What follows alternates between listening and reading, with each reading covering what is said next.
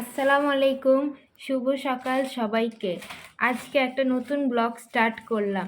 সকাল সকাল দেখি বাজার থেকে কি নিয়ে এসেছে আমাদের। এই তো শসা, এখানে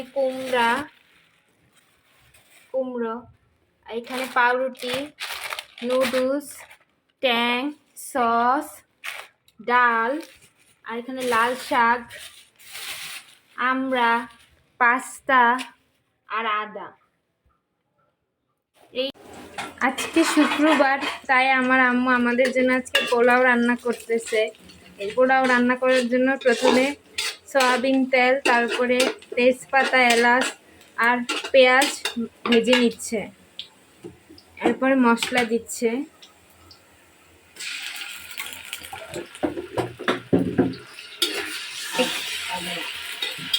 এখন পোলার চালগুলো দিয়ে দিবে।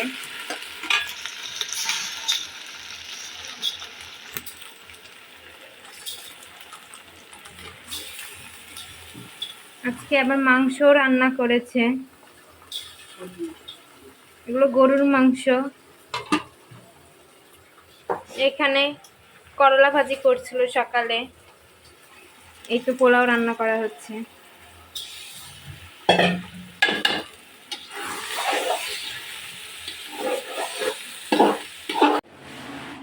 এই তো আমাদের দুপুরের খাবার রেডি। এখানে আছে গরুর মাংস, আর এই তো গরম গরম পোলাও, মজাদার খাবার।